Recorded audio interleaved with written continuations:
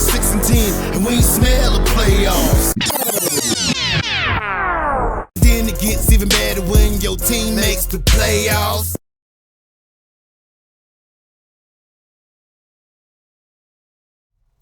Who else could it be? Me, your man, Louie T. Welcome to Wildcard Weekend in the National Football League 2017 NFL playoffs getting kicked off this weekend. Yesterday, we had two winners at home. Seattle Seahawks took care of business in the nightcap, and in the early game, the Texans defended their home turf. Sunday, Pittsburgh Steelers taking care of business as we speak, even though Ben Roethlisberger just threw an ill-advised interception. And I think it's time to get him out of this game, pending what the Dolphins do on this offensive possession. But the score right now is 30-12. And they've already taken Le'Veon Bell out of the game. I think they need to do the same with Roethlisberger, who just took a shot, got up a little gimpy. He's going to be fine, but no need to risk him in a game that is over with just over 4 minutes left to play. The Dolphins squandered opportunities in this game, allowed the Steelers to run away with this thing, had opportunities, 3 straight possessions of turnovers, and a missed opportunity, forcing the Steelers to kick a field goal, then having Tony Lippett jump over, trying to block it, jumping off sides, giving the Steelers a first down on 4th and 2, and Le'Veon Bell closing the door shut with a rushing touchdown. So this game is all but over. Now approaching 3 minutes and 30 seconds left. So I said, let's jump up here and get this thing started so that we can be in position to watch the Green Bay Packers take on the Giants and not have to hurry like we did yesterday when we were doing the first game, trying to hurry up and be ready for the second one. So welcome to the program. And if you haven't already done so, go ahead and subscribe to the Louie T Network for more great content in 2017 and beyond. We're changing the game over here. I want you to help us do that by simply subscribing to the Louie T Network on YouTube. Also, I'm on Twitter. Have been all weekend long, whether I've been live tweeting with the Periscope feature now that's on Twitter, or I've been just chopping it up with you guys on Twitter during the course of the game. There were some big hits in this game early. Bud Dupree was on full display in this game. Yesterday, we had the big catches by P. Rich. So if you're not on Twitter with me, if you're not following me, shame on you. Go ahead and do that. In the Lab Room is a Twitter handle. Go ahead and do that. All my social media platforms are right there scrolling in the top corner of the screen. Also, I'm on Facebook. In the Lab Room is the Facebook page. Go ahead and like that page as well. So with that being said, let's jump into this breakdown, man. The Steelers really did a great job. And I love the fact that it's postseason time. So when it's the postseason, you got to turn it up a little bit, okay? And I was having a discussion with my dad before I came up here and jumped on, and we were talking about the difference between regular season and postseason football. He seems to think that there's no difference. To me, there's a very distinct difference. Yes, it's not basketball where you get a game and then you have a day off or two between games and you can kind of strategize, even though you should know what's going on. In any event, you just got to win one game, but you got to be able to put together a game plan that's going to give you the best shot to win, especially when you're playing a team that you've played already that beat you the first time around. You don't need any extra incentive. A, it's the playoff. B, this team beat you already. But to come out and have a game plan and stick to it, which was, A, we're going to stop the run. And that's what the Steelers said. Look, Jay Ajayi got us for 204 the last time we met. That's not happening again. And we're going to win one-on-one matchups. If they give us Antonio Brown one-on-one with Tony Lippett or anybody else for that matter, we're going to win. We're going to win big. And we're going to run the football with Le'Veon Bell, something they didn't do successfully the first time these two teams met in week 6. So they had a game plan. They stuck to it, and they executed it masterfully. And you saw the results in this game, especially early in the first half when they jumped out to the 20-3 lead. Dolphins had opportunities. We'll talk about that when we get to the Dolphins. But I want to give the Steelers some credit for coming out, establishing some things that they wanted to get done in this game early, which was we want to run the football. We want Ben to have some safe, easy throws. And also we want to stop Jay Ajayi and that Dolphins rushing attack and make Matt Moore and that passing game of the Dolphins beat us. They did that, and they were able to force some turnovers, win that turnover battle, and run away and hide with this football game. So kudos to the Steelers for dominating at home. It wasn't always pretty. Like I said, they still got some things to rectify on the defensive side of the football. That secondary can be had, and the Dolphins had some success at times, but they got after him, they blitzed, and when they hit home, they made it count by forcing some crucial and critical fumbles in this game that changed and stemmed the tide of this game and really gave the Steelers an opportunity to, like I said, run and hide with this one in this wildcard weekend matchup versus the Dolphins. The score now is 30-12. We are at the 2-minute warning as the Steelers approach this victory and look to lock up a trip to Kansas City to take on the City Chiefs in what should be one hell of a football game. Those two teams met earlier in the season. Steelers blazed the Chiefs that time. So Chiefs out for revenge. And you know revenge is a dish best served ice cold, and those Chiefs are looking to be cold-blooded when those two teams meet. But in the playoffs, for me, it's all about going and getting the money. Go get the money. Go get the money.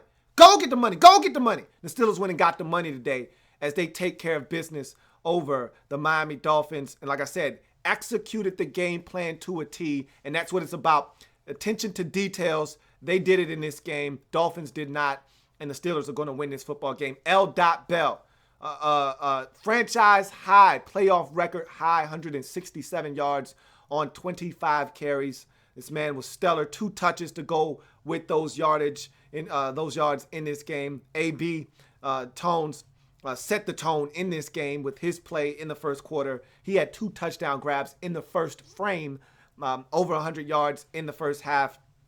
He did his damage early, and Bell picked up where he left off. Ben, not as sharp as you would like him to be, but when he needed to, he was efficient in this game. Started out 11 of 11 before throwing the interception. Has thrown another since, but make no mistake about it, he's Ben Roethlisberger, and he's going to be everything that this team needs him to be moving forward. So the Steelers got it done on the offensive side of the football. The Steelers got it done on the defensive side of the football, and that's how you win in this league. You get it done on the offensive and defensive sides of the football, and it always helps if you can always sprinkle in a little bit of special teams.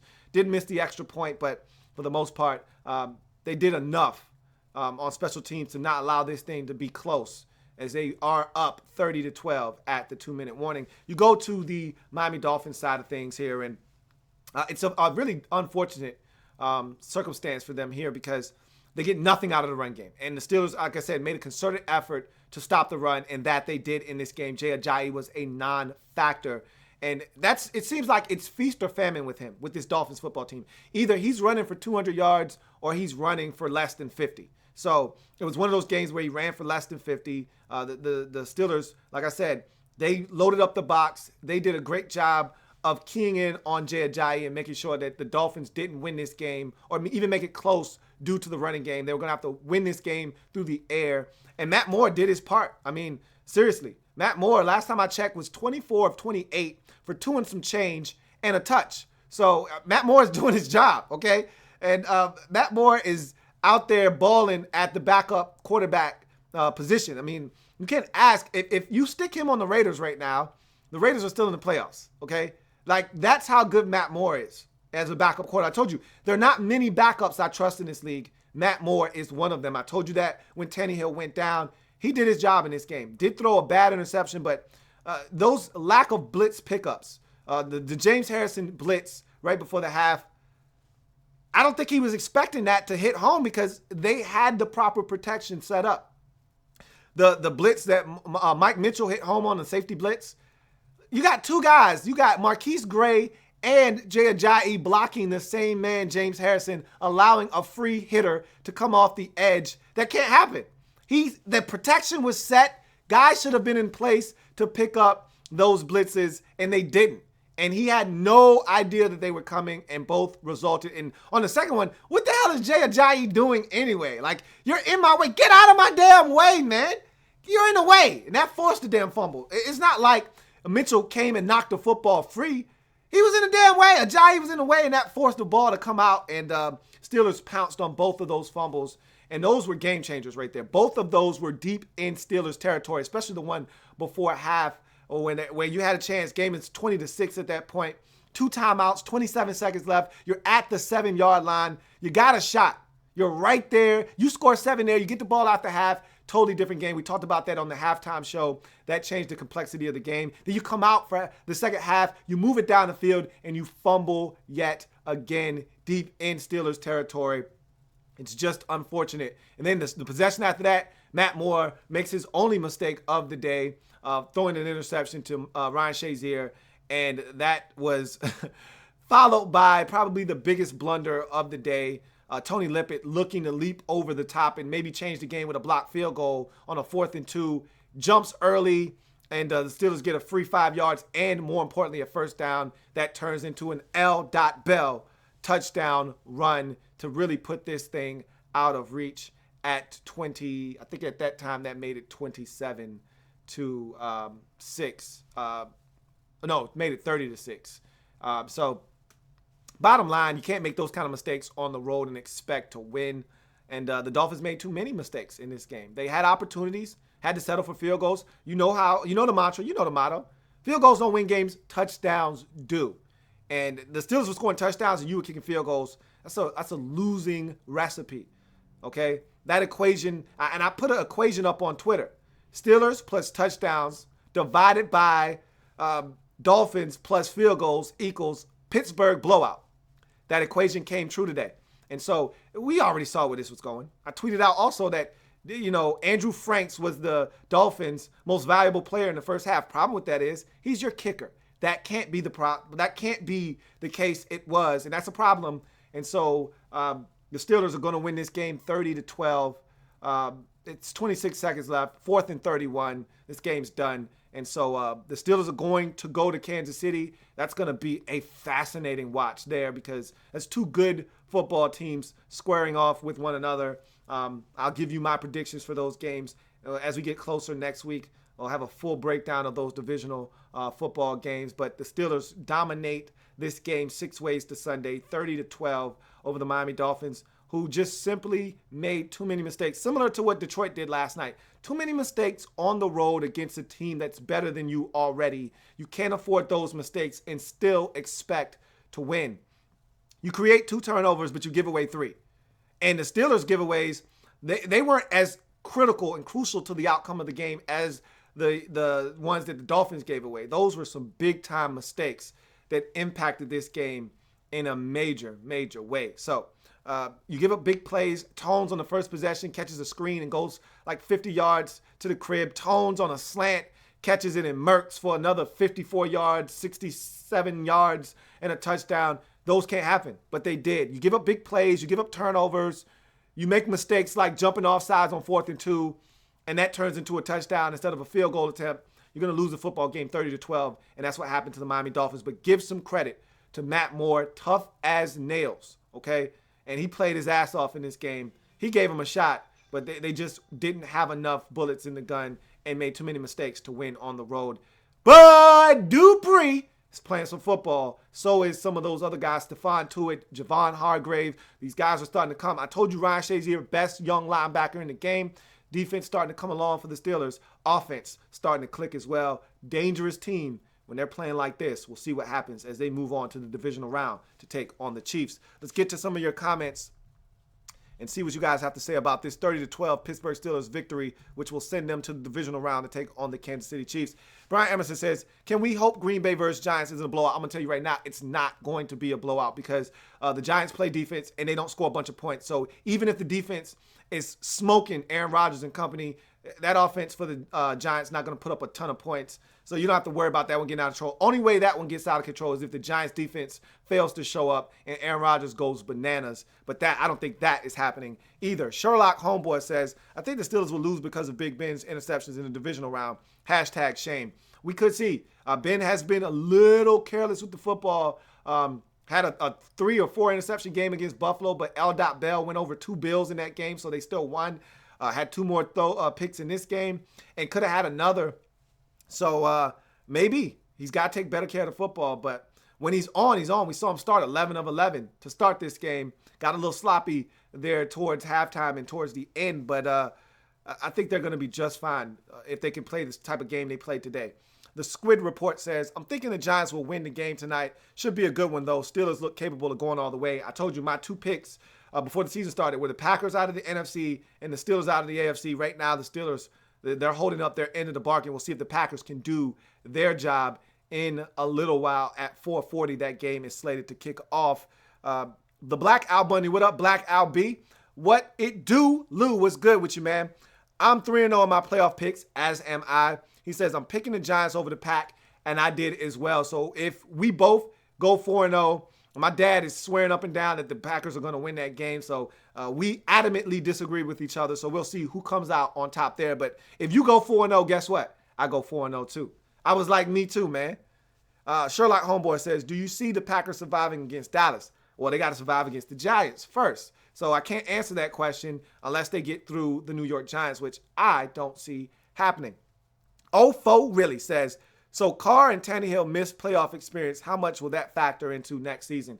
I don't know what that does to their regular seasons, but if you're talking postseason football, if either one of those teams are fortunate enough to make it, because, this is a year-to-year league, all right, so nothing is guaranteed to these teams because they made it this season that they're guaranteed to make it back. But in the event that they do make it back, it hurts because you do want that playoff experience. You do want to be able to say, all right, I did this before. I know what it's going to take. But that being said, they can find a way to get back there. I think those quarterbacks will be comfortable going out and trying to get it done. But it does sting when you miss an opportunity to play. But as we saw with Le'Veon Bell, and I know it's a different position, not quarterback, it's running back. But have never played in a playoff game, even though the Steelers have been 3 times in his career, this is his first time being able to play. And you saw what he went out and did. Only set a Steelers franchise record for most rushing yards in a game with 167 and 2 touches. This guy was phenomenal. So just having not played isn't an excuse, but it does help when you have playoff and postseason experience. Let's go down some more and get to more of your comments. Ruben Williams says, you think the Steelers defense is that legit or the Dolphins being the Dolphins, LOL? It's a combination of both. Like I said, Matt Moore actually played well in this game, but the inconsistencies of the run game showed themselves today. Like I said, Jay Ajayi in the Dolphins run game has been feast or famine this season. Either he's going off for 2 bills or he's gaining 53 yards or he's gaining 47 yards. This was one of those games where he was sub 50. So it was a little bit of that, but the Steelers were game. They came to play today. They were aggressive. They were the aggressors in this game. Bud Dupree hitting Matt Moore early in the game and then hitting him again on the sidelines. They set the tone. They were the more physical football team in this game, and it showed. And so I think it was both, a little combination of both, but more so the Steelers defense starting to get better. This is the time of the year where you want your defense to start playing some football. Steelers defense playing a little bit better. You still can get them through the air if they don't get pressure. You saw Matt Moore, like I said, at one point 24 of 28 for a touchdown and 2 and some change. You can get the Steelers in the secondary if you give your quarterback time, but they're starting to get a little bit more pressure too, are the Steelers. So they're coming. They're coming at the right time. Weeble says, who you got? Robo Rogers or that New York Giants defense, bro? I got that Giants defense. And as my man, I forgot who threw out NYPD. I'm going with the NYPD today, man. I think that NYPD, that New York Giants defense is going to come in and lock them down tonight, man. And that secondary, they play ball. Aaron Rodgers, it should be fun, man. That Giants defense and that specifically that secondary and a couple of the guys up front, Harrison and Olivier Vernon and those guys versus Aaron Rodgers, this should be a treat, man. It's going to be a lot of fun. Disco Jump Rope says, all jokes aside, I actually enjoyed this game, LOL. It was a fun game. It was because a lot of different things happened. Even though the score didn't indicate a quality competitive game, it was actually a fun watch because of all the things that took place throughout the course of this game. Hype Trap says, do you think more the Dolphins backup goes to free agency? I think he's comfortable in Miami, and with Ryan Tannehill being sketchy sometimes, I like Matt Moore, and maybe he does test free agency because, like I said, there are a number of teams looking for a quality backup around this league, and there are not enough Matt Moores in this league, so he would command some attention in free agency, and it wouldn't shock me if he decided, hey, I can make a couple extra coins out on the market. Let me do that, and I don't know his free agency status. I don't know if he's a free agent or not. I'm just answering your question. If he is, in fact, a free agent, it'd probably be in his best interest to stay in Miami, but I'm telling you, he might be able to get a little bit more money out on the free agent market, so we'll see what happens there. BE, my man Brian Emerson says, hey, Sean Mack, is Bell still overrated? Ha, ha, ha, ha, ha. He was tripping when he said it, and he knew it, and that's why I told him on Twitter that I said, look, man, I'm willing to forget you made that statement if you are, man. I'm going to forget it. I'm going to act like you never, ever said that because we knew he was tripping, man. We knew what that was about. He tried to make it seem like it had nothing to do with him being a Browns fan, it had everything to do with him being a Browns fan. Weeble says this should have been what you saw from Lou LMAO. By the way, we all felt the whooping just coming, just not this bad. Hashtag Falcon Life, hashtag Rise Up. Yeah, I thought that they were going to win this game convincingly. I never thought the Dolphins had a shot, but they had shots in this game. They didn't take advantage of them. So this one got out of control. Jay Orion says, what do you think of the Miami Dolphins season and the direction of the team? Look, despite this ass whooping in this game, this is a positive step in the right direction.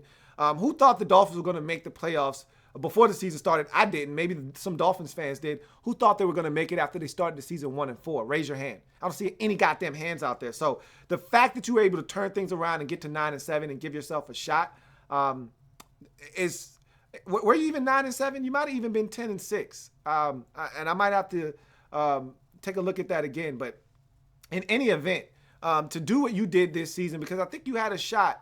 You were 10-6. I got to change this because somebody tried to crucify me yesterday for having the wrong record for the Seahawks game yesterday. So we're going to change this to 10-7 because I believe you were 10-6 because if the Chiefs had lost and you had won, you would have had a chance to get to the third seed the fifth seed in the AFC playoffs. So you were 10-6 this season, now 10-7. No, this is a positive step, a huge positive step in the right direction. This to me is not a successful season from the standpoint of you didn't win the Super Bowl, but it's a successful season in the mold of saying that, look, you've changed the culture here with your new head coach in Adam Gase, and now this is a winning environment. Can you build upon that? Okay, now there's a trust factor. Our coach has come in and gotten it done in year one, so now we trust him. Now you have to build upon the trust that you've established in his first season, making it to the postseason. Brian Emerson, there's a lot of talent. I've told you this many a times. There's plenty of talent. Probably one of the most talented teams in the league, especially on the offensive side of football, resides in Miami. So it's not a talent issue. It's all about acquiring more of it in specific areas and making this team better and then figuring out how to win against the better teams in this league. Brian Emerson says, hey, Lou, how do you predict the Packers go to the Super Bowl but predict the Giants beating them? I did that before the season started, okay? Obviously, you make predictions, and that's why I hate making predictions before the season starts, but I did that. I made that prediction before the season started, but just because I made that prediction doesn't mean I want to be wrong now, okay? I'm all about being right. I told you that before. So I've seen the way these two teams have been playing coming into this game, and I just got a feeling, I got an inkling that the Giants are going to get it done and set up a huge trilogy with the Cowboys. And we'll see if they have the Cowboys number or if third time's the charm for the Cowboys. But they got to get past the Packers first. But just because I picked them to win the Super Bowl doesn't mean I'm going to make a mistake here just because I picked them to win the Super Bowl. No way. If I think they're going to lose, I'm not going to pick them here just because I thought they could win the Super Bowl before the season started. So that's how I feel about that. Atlanta Fan for Life says, do you think the Giants and the Packers will be the best game of the weekend? I do. I honestly think that will be the most competitive game. I don't necessarily know if it'll be the best game, but I think it'll be the most competitive game of the season. Or of this Wildcard Weekend, I should say. The Black Al Bundy says, is there an asterisk on this playoff because of all the key injuries to participating teams? No. There's no such thing as an asterisk. Football is a physical, violent game. Guys are going to get injured. There's no such thing as an asterisk. We know that this is not a sprint. It is a marathon, and it is a war of attrition. And if you can survive and you get your hand raised at the end, you deserve it. No asterisks necessary. The meme Crusading Dolphin says, when you realize the Texans have to play in snowy Foxborough. That's the meme right there. And so that is it, you guys. Brown with 124 and 2 touches. Bell with 29 carries, 167 and 2 touches. Ben 13 of 18 for 2 and some change and 2 touches. That's how you get it done. When your 3 best guys go and deliver for you, this is how you win in the postseason. Big players have to make big-time plays in big-time games. Steelers players, the Killer Bees, did exactly that as they win this football game 30-12. We got a dandy on our hands coming up. Giants at Packers. I tweeted out a picture of the Giants players coming out in no shirts. I guess that's the new trend now. No shirts when it's cold as hell. Good luck with that. Mother Nature, she doesn't lose, man. Those guys better bundle up. I know one thing, that's going to be a hell of a contest. Bart Scott can't wait. If it happens in the National Football League, whether big or small, we cover it all here on the Louie T Network. I'll be on Twitter. I'll be back on Twitter again for the halftime show. If anything crazy happens throughout the course of the game in the first half, I'll jump on live with no hesitation whatsoever. None. So you will see me again. You know that. And the halftime show live on Twitter. Join me for that. Know that we're changing the game one live feed at a time. And we'll be back to break that Giants game in its entirety down, Giants and Packers.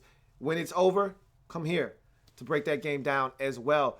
Steelers get the decisive 30-12 victory over the Miami Dolphins. Dolphins had a good season, but it was not good enough in this game as they lose and they go into their offseason. Steelers move on to take on the number 2 seeded Kansas City Chiefs in Arrowhead in a rematch of these two teams playing earlier in the season, in which the Pittsburgh Steelers dominated the Kansas City Chiefs in that football game. They're out for revenge. That's going to be a great one. Can't wait. One more game in Wildcard Weekend coming up. Giants at Packers. I'll see you for that game. Have a good one. Join me on Twitter as we chop it up during that football game. Enjoy the game. I'll see you a little bit later on. Broncos won the Super Bowl when Peyton Manning retired. 49ers won 5 games and Tom Sula got fired. RG's in Cleveland and my Rams hit the West Coast. Be sleepless in Seattle cause that 12-man ain't beast mode. Oh yeah, I knew it was something I forgot to mention. Yeah, old Tom Brady about to get that suspension. Yeah, I know the Pats fans probably think that's whack. Yeah, but at the end of the day, your balls was flat. It's that time again. It's that time again to go hard in the offseason, cause we trying to win.